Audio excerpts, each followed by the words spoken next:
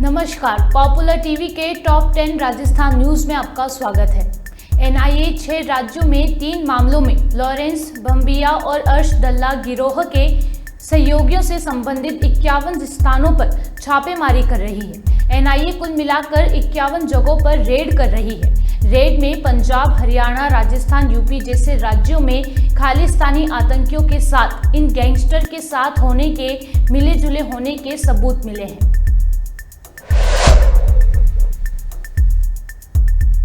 प्रमोद तिवारी के रूप में कांग्रेस सरकार और उससे भी बढ़कर मुख्यमंत्री गहलोत को गजब का पैरोकार मिला है। दरअसल राहुल गांधी ने पिछले दिनों एक इंटरव्यू में कहा कि मध्य प्रदेश और छत्तीसगढ़ में उनकी पार्टी की सरकार बन रही है, जबकि राजस्थान में करीबी मुकाबले में है। इसके बाद से ही इस बयान के अलमायने निकाले जा रहे हैं, लेकिन राज्यसभा सदस्य प्रमोद तिवारी ने अपने नजरिए से इस बयान की व्याख्या की है।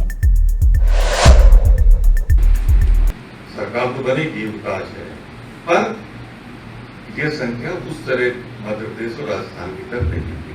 पर मैं मानता हूं कि गहलोत जी एक कॉन्स्टिट्यूंसी, एक व्यक्ति को जानते हैं और उन्होंने कहा है 1 से 56 आएगी, तो मैं पूरी उम्मीद करता हूं कि 1 से 55 नहीं आएगी, इससे ज्यादा ही आएगी।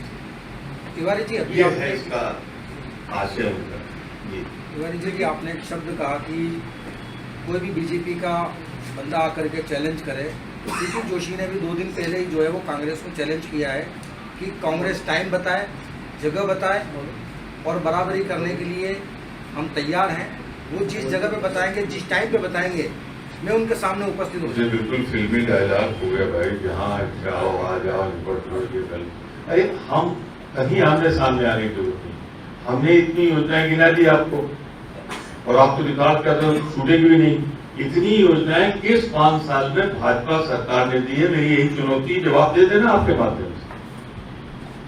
ये तो बिल्कुल वही फिल्मी अंदाज हो गया, आ जाओ मिल लेना, निपट लेंगे। भाजपा की भाषा। आपने रमन सिंह के लिए कहा, कल मोदी जी के मत पे सुंदरा जी को भी आश्रय पे जाना था, संबोधन नहीं हुआ उनका भाषण। मैं क्या कर सकता हूँ, दोनों के बीच में किसको नहीं मालूम। इसी कहानी तो दिल्ली करते हैं, अमित शाह जी पे कितनी दोस्ती है उनकी, मोदी जी से कितना अपनापन है, सबको मालूम है। इस बार राजस्थान में जो चुनाव होने जा रहे हैं वो कांग्रेस वर्सेस बीजेपी की जगह बीजेपी वर्सेस अशोक गहलोत के बीच में चुनाव होगा। देखिए, कांग्रेस एक संगठन ऐसा है जिसका कार्यकर्ता से लेकर राष्ट्रीय अध्यक्ष तक, जिसमें हमारे गहलोत जी श्रेष्ठतम मुख्यमंत्री मैंने जिन्हें कहा हूं मंच पे आपके सामने, जिन्हें कांग्रेस का सबसे वफादार पुराने जो बचे हैं भारत में, उनमें एक कहा है। तो क्या गहलोत जी कांग्रेस का है?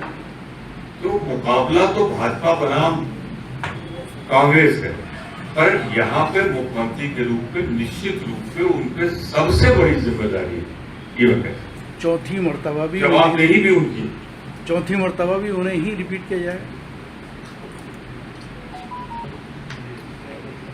क्या जवाब दूंगा? भारत के संविधान के अनुसार श्रेष्ठता, तो इसीलिए आप संभावना बनाए रखो, हम क्यों मना कर रहे हैं? तो जिसको शक हो करता रहे। मैं तो सिर्फ इतना ही कहूंगा आपसे, विनम्रता पूर्वक, कांग्रेस में परंपरा है, चुनाव के बाद विधायक का अपना मुखिया चुनते हैं। मैं तो 5 बार सीएलपी लीडर रहा, कभी नहीं कहा गया कि अगला सीएलपी लीडर यही होगा। सुनते हैं, विधायक कहते हैं, कांग्रेस कहती है, जब जो तमाम और हमारे पर्यवेक्षक आते हैं, संशय करते हैं, मुख्यमंत्री बनने में कोई वो नहीं। लेकिन प्रमोद तिवारी यहाँ बैठ के कैसे आपको गारंटी दे मुख्यमंत्री मेरा तो वोट भी नहीं होगा। क्या साहब, कांग्रेस ने कहा था कि हम सितंबर के महीने में टिकट जारी कर देंगे, काफी अक्टूबर आने को हुआ, अभी तक तो आपकी स्क्रीनिंग कमेटी की बैठक 6 दिन बाकी है सितंबर में, तो हम अभी अक्टूबर आ रहे हैं, तब ये सवाल पूछिएगा कब तक हो जाएंगी, पहली लिस्ट कब तक? भैया, मैं नहीं हूँ प्रदेश का अध्यक्ष, मैं नहीं हूँ मुख्यमंत्री, मैं सिर्फ यहाँ पे कांग्रेस का सांसद हूँ। संसद की अपनी एक लिमिटेशन होती है।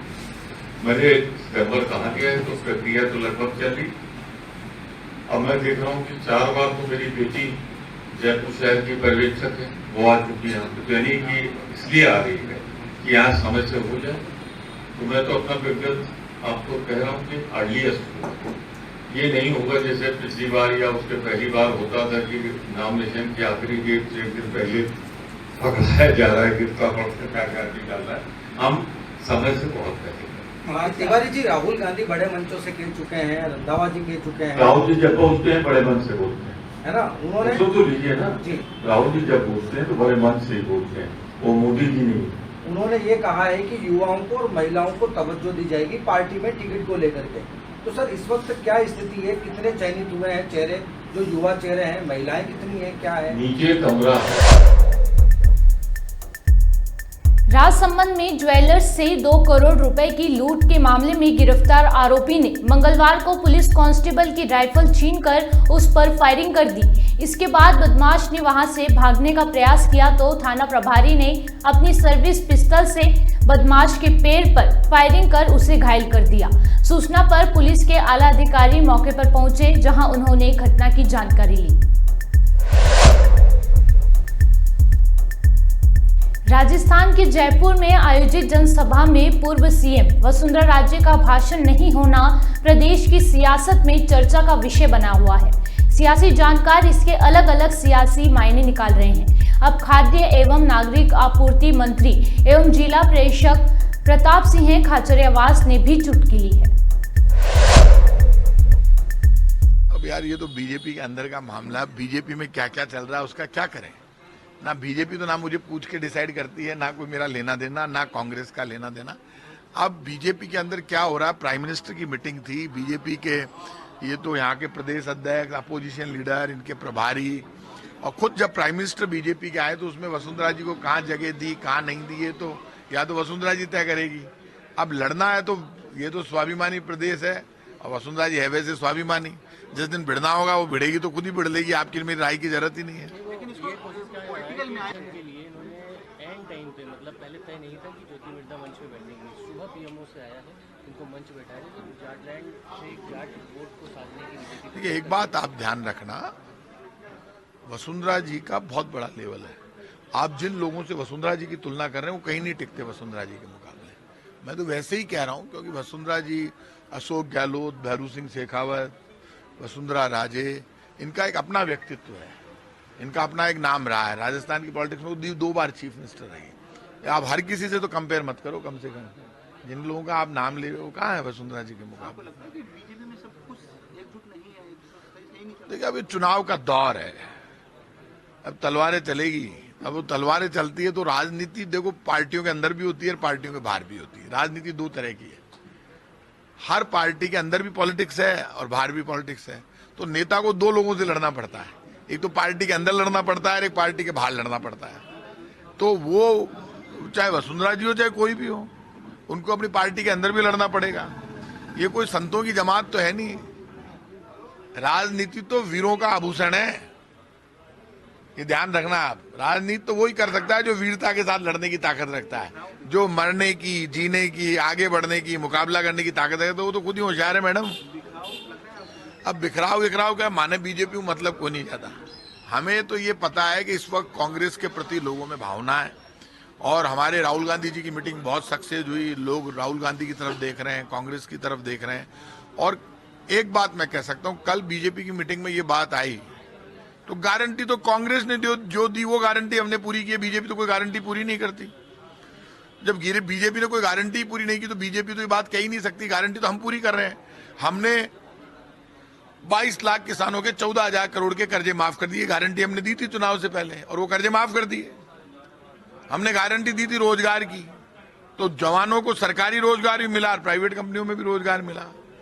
राजस्थान में ओपीएस स्कीम लागू हो गई, पूरा देश उसको फॉलो कर रहा है। 1 करोड़ लोगों को बुजुर्ग, विकलांग, विधवा पेंशन देते हैं। तो गारंटी तो कांग्रेस की पूरी हो रही है, बीजेपी गारंटी नहीं देती। कांग्रेस के नेता लगातार आरोप लगाते आए कि केंद्र सरकार ये सेंट्रल जो एजेंसियां हैं इनकम टैक्स का दुरुपयोग कर रहे हैं। आज भी राजेंद्र यादव जो कि आपकी सरकार में गृह राज्य मंत्री है, उनके वहाँ सर्वे की कार्रवाई चल रही है। ये संभवतः माना जा रहा है कि ईडी की कार्रवाई है। कहाँ पे? मिड डे मील को लेकर इससे पहले भी इनकम टैक्स भी आया। मिड डे मील को लेकर? अब यार ये तो सब चलेगा, अब एक बार पूरी बात सामने आने दो। मेरे को तो पूरी बात है, अभी तो मैं पब्लिक में गिरा हुआ हूं, आप देख लो। अब मैं कर रही है जगह करवा दो, अब देखा देगा कहीं हुए। राजस्थान संस्कृत विश्वविद्यालय में वैदिक जल के अनुसंधान पर काम होना चाहिए, साथ ही यहां वैदिक जल का अनुसंधान केंद्र बनना चाहिए। ये कहना है केंद्रीय जल शक्ति मंत्री गजेंद्र सिंह शेखावत का। शेखावत जगत गुरु रामानंदाचार्य राजस्थान संस्कृत विश्वविद्यालय में सांसद कोष से बनने वाले आधुनिक ज्ञान विज्ञान संकाय के भवन के शिलान्यास करने पहुंचे थे। राज्यपाल कलराज मिश्र ने जीटीयू कैंपस में 3 करोड़ 14 लाख की लागत से बने 75 फीट ऊंचे संविधान स्तंभ और संविधान पार्क का शुभारंभ किया। एक दिवसीय दौरे पर रहे राज्यपाल ने यूनिवर्सिटी कैंपस में करीब 2 घंटे का समय बिताया। इस दौरान कार्यक्रम में कुलपति प्रोफेसर डॉक्टर के.एस. ठाकुर, जनजाति मंत्री अर्जुन सिंह बामनिया व अन्य अधिकारी भी मौजूद रहे। राजस्थान में विधानसभा चुनाव की तैयारियों में जुटी बीजेपी में आज कुछ बड़ा होने वाला है। आज पार्टी अध्यक्ष जेपी नड्डा और केंद्रीय गृह मंत्री अमित शाह जयपुर दौरे पर रहेंगे। शाह और नड्डा का आज रात को जयपुर में ही रुकने का कार्यक्रम है। दोनों नेता आज राजधानी जयपुर में पार्टी मुख्यालय पर विधानसभा चुनाव के मद्देनजर अहम बैठकें लेंगे। बैठकों का यह दौर देर रात चलने की संभावना जताई जा रही है। पार्टी मुख्यालय पर सुबह से गहमागहमी हो रही है। पिछले दिनों बेनेश्वर धाम में डांगी पटेल पाटीदार समाज के महाकुंभ में ताकत दिखाने वाले डांगी पटेल पाटीदार समाज ने अपनी मांगों को लेकर कदम बढ़ा दिए हैं। अब संभाग के अलावा राजस्थान के दूसरे संभागों को भी इससे जोड़ेंगे। राजेंद्र यादव के आवास और उनके रिश्तेदारों के यहां ईडी ने रेड डाली। इसके बाद यादव ने मीडिया के सामने कहा कि उनकी कंपनी का काम पैकेजिंग का है, उन पर किसी धांधली का आरोप लगाना गलत है। यादव ने इस कार्यवाही को राजनीतिक षड्यंत्र बताया है। व्यापार करने का अधिकार है और ऐसा कोई नया व्यापार नहीं है कि जिसके लिए ट्रेडिशनल हमारा पारिवारिक बिजनेस लगातार करते आ रहे हैं। आज राजस्थान में भी शुरू कर रखा है, उत्तराखंड में भी है, दिल्ली में भी कर रहे हैं। जो व्यापार है उसके हिसाब से जो जिस मिड डे मील की बात करते हैं कि भाई मिड डे मील, तो मिड डे मील में ना तो हम टेंडर डालने वाले हैं, ना मेरा परिवार उसमें कहीं सप्लायर है। हम सरकारी काम करते ही नहीं है कभी, ना हमारे बस का है कि वो जाकर के काम करना। जो वहाँ काम लेते हैं वो लोग हमसे अगर माल ले जाते हैं तो हमारा उसमें कोई कहाँ से इन्वॉल्वमेंट होता है। अब उन चीज़ों को मनगढ़ंत बना करके जोड़ना मुझे नहीं लगता कि ये कोई एक वो है। और दूसरा, जो मैंने इस पूरे जब इनकम टैक्स की रेट हुई थी उसके बाद मैंने पूरे तथ्यों में गया। रोज काम करते हैं, बिजनेस मेरे बच्चे देख रहे हैं। मैंने 30 साल खुद बिजनेस किया है, तो रेगुलर कोई भी काम सौदे होते हैं, माल दिए जाते हैं। मगर जब ये इनकम टैक्स के बाद जब लोगों ने प्रेस में और इसमें आया था तो मैंने इसकी पूरी गहराई तक गया। मिड डे मील जब कोरोना काल था उस समय भारत सरकार और राज्य सरकार के दोनों के साझा उससे जो पैसा दिया जाता, उससे ये तय हुआ कि भाई ये मिड डे मील जो है बच्चों को, जो स्कूल बंद भी हैं तो उनको सप्लाई किया जाए।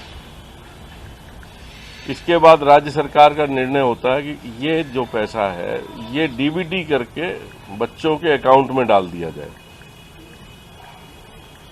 ये तथ्यात्मक है, मैं रिकॉर्ड पे है, आप चेक करा सकते हो।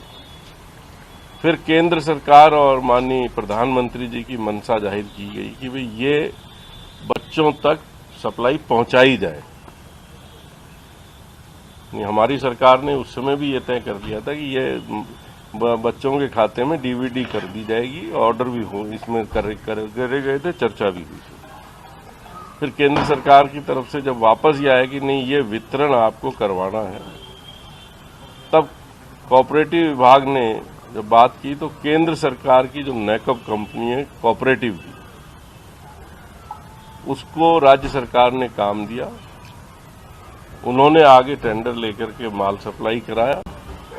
अब केंद्र सरकार के कोई सप्लायर अगर हमसे यहाँ आके माल मांगता है, उस कोरोना काल में जिस समय पूरा प्रदेश में ट्रांसपोर्ट बनती देश में और पहला जो शुरू होता है, तो उस समय अगर हमने माल मेरे बच्चों ने दे दिया तो कोई गुनाह नहीं किया। उसके बाद भी उस पार्टी का जो वहाँ जो है जिसको सप्लाई किया, उसने जब ये इनकम टैक्स की हमारे रेड हुई थी उससे पहले भी मेरा पैसा रोका हुआ था 1.5 साल से, और उसकी FIR भी मैंने दर्ज कराई कि भाई इस तरीके से ये पैसा हमारा जो है रोका हुआ है इसने, वो लंबी वो है। और फिर उसके बाद ही मेरे यहाँ इनकम टैक्स की रेड होती है, मगर हम दबाव नहीं माना। हमने कहा जो हमारी सच्चाई है वो ये है। उसके बाद जब उनको ये लगा नहीं होगा तो उसके बाद ये दूसरा स्टेप उठाया गया। इससे जो भुगतान थे हमारे बकायदा सारे उन्होंने किए हैं। लास्ट भुगतान भी मेरा 2.5 साल बाद आज से कोई 15 दिन पहले आया है। तो अब इस चीज़ को किस तरीके से जोड़ के क्या करना चाहती है ईडी, मुझे ये समझ में नहीं आता। अगर साफ और सच्चे काम करने वाले हैं हम लोग, हमारे को कहीं किसी तरह का वो नहीं है। 2 बार मेरे यहाँ सर्च हो चुकी हैं अचानक, ना हमने कभी इस तरीके का किया, ना हमारी पार्टी में इस विचारधारा के हम लोग हैं जो इस तरीके का काम कर रहे हैं।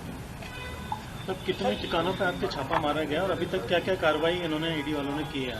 इन्होंने आज मेरे कोटपुतली मेरा जो निवास है उस पर रेड की थी, और मेरे दोनों लड़के हैं जयपुर में फ्लैट में, उनके यहाँ सर्च किए।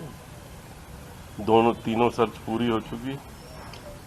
अभी 2 की सर्च रिपोर्ट आ जाएगी। एक सर्च रिपोर्ट में लाया हूँ जिसके अंदर कोई सीजर नहीं है। 2 मोबाइल फ़ोन इन्होंने सीज किए हैं स्क्रीनिंग करने के लिए, वो उनके पास हैं, मेरे दोनों बेटों के। और कोई मुझे तो नहीं लग रहा अब क्या उन्होंने इसमें क्या तथ्य निकालना चाहते हैं, क्या पूछना चाहते हैं। अभी उसके बाद उन्होंने कहा मेरे बच्चों को कि आपकी स्टेटमेंट लेंगे, तो ईडी ऑफिस में बुलाया, ईडी ऑफिस में चले गए। तो हमें कोई इस चीज़ की परवाह नहीं है, मगर मुझे दुख होता है जब कुछ चैनल करोड़ों का घपला, करोड़ों की बातें करके किसी के छवि पे डालते हैं। तो आप सबसे बतौर मेहरबानी कहना चाहूँगा, तथ्यों के बिना जब आप बात करते हैं तो आपकी डिग्निटी खत्म होती है, हमारी नहीं होती। जिस तरीके का मैं सुन रहा था आज भी दो चैनल वालों ने जिस तरीके की बात कही है कि घपला निकलेगा, फलाना निकलेगा, तो केंद्र सरकार की जिस एजेंसी ने माल लिया उसने महंगा लिया, सस्ता लिया, वो लिया है उसने, तो वो घपला हुआ नहीं हो तो उस लेवल पे थर्ड आदमी का क्या लेना। आज हम लोग 10 तरह की चीज़ें बनाते हैं, मेरे बैग्स बनते हैं एक कंपनी में, उन बैग के अंदर कल को कोई क्या भरता है, क्या ले जाता है, और रेट कॉन्ट्रैक्ट होता है, माल दिए जाते हैं। बिजनेस का जो ट्रेंड है, ऑर्डर दिए जाते हैं, ऑर्डर लिए जाते हैं। ग्रेन बिजनेस के अंदर भी यही होता है कि आज हमें अच्छा लगता है कि माल हमें जो है मध्य प्रदेश से अच्छा सस्ता मिल रहा है, मध्य प्रदेश से लाएंगे। कल को लगता है कि चना हमारा राजस्थान में आ गया, राजस्थान से अलग अलग कॉमोडिटीज का, फसलों का, इवन के मेरे यहाँ सब्जी की बहुत बड़ी मंडी है कोटपुतली। सब्जी में ऐसा भी समय आता है जब हमारे यहाँ गाजर की फसल चलती है और पूरे उत्तरी भारत में गाजर सबसे पहले राजस्थान से जाती है। अब उस समय जो गाजर का निकास होता है, उस समय गाजर 100 रुपये किलो बिकती है दिल्ली में। वो सीजन 10 दिन 15 दिन चलता है। तो ये बिजनेस है, बिजनेस के हिसाब से ट्रेंड आता है, तो उतार चढ़ाव आते हैं, कॉमोडिटी कभी अप है कभी डाउन है। उस चीज़ का इन सरकारी टेंडरों का से क्या लेना देना है। तो अभी जो टेंडर है केंद्र सरकार की तरफ से जिसको दिया है, गड़बड़ी उस हैंड पे हुई है नहीं, मुझे उससे नॉलेज नहीं है उनमें क्या हुआ क्या नहीं हुआ। केंद्र सरकार में नेकअप जो है कोऑपरेटिव सेक्टर की कोई एजेंसी है जिसने राजस्थान कोऑपरेटिव को सप्लाई करा। वो आगे कहाँ से क्या क्या चीजें खरीद रहे हैं, और वो जो नीचे सप्लायर्स हैं, हमें तो उनसे बात हुई, उन्होंने कहा दे देंगे जितना चाहिएगा, जितना हम कर पाएंगे उतना हमने उनको फर्स्ट फेज में दिया। फिर हमारा तो उनसे पेमेंट के ऊपर डिस्प्यूट भी हुआ है, डिस्प्यूट हो गया, उन पेमेंटें हमारी रोक के दूसरा टेंडर लेकर के और भी चीजें काम करे, तो हमने तो उसके बाद उनको उनके खिलाफ FIR भी दर्ज कराई कि भाई हमारा पैसा जो दिया ये अकाउंट फॉर हुआ है और इतना है, तो वो सारा रिकॉर्ड पे है चीजें। तो ईडी ने जो आप पे बोली है उसके भी एक्चुअल ग्राउंड क्या बताया आपको? अभी तो उन्होंने यही कहा कि साहब आपका कोई मिड डे मील में क्या है, हमने हमारा कुछ लेना देना नहीं मिड डे मील में, ना हम सप्लायर हैं ना हम वहाँ कुछ लेना देना है। मेरे बच्चों ने ट्रेडिंग का काम कर रखा है और उसके हिसाब से उन्होंने कोई मटेरियल दिया है तो कोई भी ले सकता है। सर, कल प्रधानमंत्री नरेंद्र मोदी का जयपुर का दौरा था और आज प्रदेश के गृह राज्य मंत्री पर इस प्रकार की कार्रवाई, कहीं ना कहीं आप डॉट मिलते हुए देखते हैं कि आपको लगता है कि चुनावी साल में कांग्रेस के नेता को टारगेट किया जा रहा है? अब कहीं ना कहीं कुछ चीजें तार जुड़े लगते ही हैं इसमें। ये तो आपने जब इनकम टैक्स की रेट थी तब भी कहा था कि मैं अशोक गहलोत के साथ लगातार खड़ा हूँ इसलिए मुझे टारगेट किया जा रहा है। देखिए, मैं आज फिर कह रहा हूँ कि तथ्यहीन चीजों के ऊपर जब कोई चाहता है कि भाई जबरदस्ती करें, बिजनेस में हमारे कभी भी इनकम टैक्स आ सकती है, अगर कोई ऐसा आ सकता है उसकी कोई वो नहीं है मुझे, और आप टारगेट करके किन चीजों को करो तो वो वहाँ तकलीफ दे है। और कहीं ना कहीं सर टैक्स की बात होती है तो इनकम टैक्स समझ में आता है, ईडी का मतलब होता है कि आपको विदेशी फंडिंग का भी इन्वॉल्वमेंट है क्या उसमें? मेरे किस चीज की विदेशी फंडिंग आई?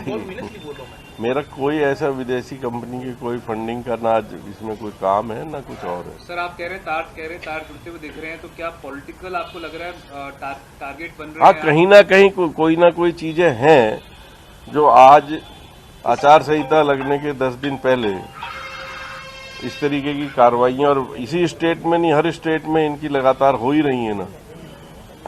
तो क्या केंद्रीय बीजेपी के निशाने पर है? राजस्थान का कोई बीजेपी आपका नेता आपको निशाने पर रख रहा है क्या?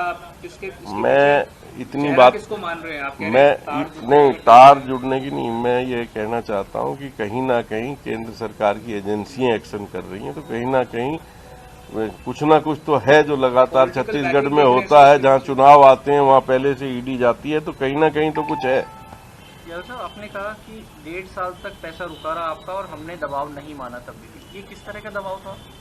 दबाव का नहीं था ये, मतलब हमने उस समय भी इनसे वो रखा था कि भाई हमारा पैसा दो, हमने तो आपको मटेरियल दिया है। उनकी नीयत ये थी कि भाई इस पैसे से इनसे राजीनामा हो, कोई और चीज, और उन्होंने दूसरा जो है और टेंडरों में पैसा हमारा यूज करा।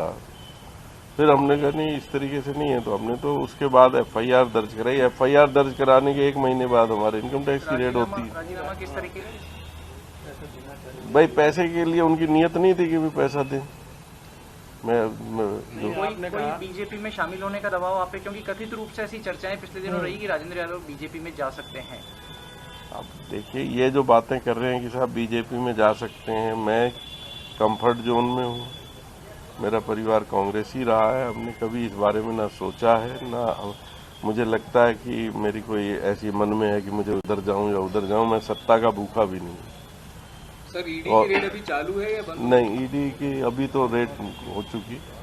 पूछताछ के लिए बुलाया सर? 5 साल पूछताछ के लिए बुलाया, कोई नोटिस दिया? हाँ, नोटिस दिया, दोनों बच्चों को बुला रखा, अभी ईडी ऑफिस में ही है।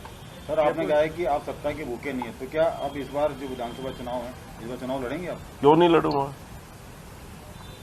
सत्ता के भूखे नहीं है तो चुनाव थोड़ी उसमें आता है। सत्ता का भूख तो ये है कि मुझे आज जरूरत है तो मैं इस पार्टी में जाऊँ, आज जरूरत है तो उस पार्टी में जाऊँ। परेशान किया जा रहा है आपको लग रहा है क्या? कहीं ना कहीं है कुछ जिसकी वजह से ये जो चीजें आ रही हैं, अब उसको आप सभी जानते हो। बताओ आप कौन सी स्टेट है जिसमें चुनाव आने के 6 महीने के अंदर कार्रवाइयां नहीं होती हैं? से क्या संबंध है आपका? मेरा उससे कोई संबंध नहीं है। कमलजीत रनावत से 3 कंपनियां हैं जिन्होंने माल लिया था मुझसे, एक कंपनी है नहीं। तीनों का क्या अंदर घालमेल है वो भी नहीं है। हमारे तो अपना पैसा मांगा, भाई माल दे दिया, पैसा। आपने उनके खिलाफ भी कोई केस दर्ज कराया क्या, राणावत के खिलाफ? हाँ, मैंने कराया ना। उनके तीनों, उनकी 2 या 3 कंपनियां हैं जो मेरे बच्चे ने उनके खिलाफ मुकदमा कराया। मंत्री जी, मेरा ये सवाल था कि ईडी और इनकम टैक्स का 5 साल का ट्रैक रिकॉर्ड देखें मुख्यमंत्री अशोक गहलोत के भाई के ऊपर छापा पड़ा जोधपुर में। राजीव अरोड़ा जो कि इनके मित्र और अभी राज्य मंत्री हैं, धर्मेंद्र राठौड़ जो मुख्यमंत्री के अनुमान कहे जाते हैं, आप गृह राज्य मंत्री हैं, गृह मंत्री मुख्यमंत्री अशोक गहलोत हैं, तो कहीं ऐसा तो नहीं है मुख्यमंत्री अशोक गहलोत के आसपास के लोगों को टारगेट इसलिए किया जा रहा है, सीधा गहलोत पे अटैक नहीं कर पा रहे हैं लोग? आप सब बुद्धिजीवी लोग हैं, आप खुद समझ सकते हैं कि कहाँ क्या हो रहा है।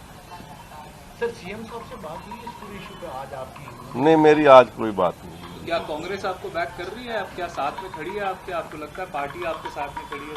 पार्टी क्यों नहीं खड़ी होगी, पहली बात। दूसरी बात, मैं सक्षम हूं अपनी लड़ाई लड़ने के लिए। कानून मैं भी जानता हूं और कोई हरेसमेंट होने के लिए कोई मुझे इतना वो नहीं है कि मैं कोई किसी चीज के लिए तकलीफ मांगू। मैं अपनी लड़ाई लड़ूंगा, पार्टी मेरे साथ खड़ी है। लीगल लड़ाई लड़ेंगे? क्यों नहीं लड़ेंगे, लीगल लड़ाई भी लड़ेंगे, जो बाकी राजनीतिक लड़ाई भी लड़ेंगे। कोई बैकशीट बोल तो रहे हैं, लेकिन आप खुल के नहीं बोल रहे हैं कि भाई आपको टारगेट आप कैसे खोलना चाहते हो? आपने कहा ना कि सब समझ रहे हैं। नहीं, आप समझ ही रहे हो अब इसमें क्या टारगेट है। सर, लास्ट ईयर इसी टाइम इनकम टैक्स की भी रेड हुई थी, तो इनकम टैक्स का क्या आउटकम रहा था? क्या क्लीन चिट आपको दे चुके हैं? कुछ उसमें इनकम टैक्स ने जो रेड की थी उसमें उन्होंने कागज देख लिए, चीजें देख ली।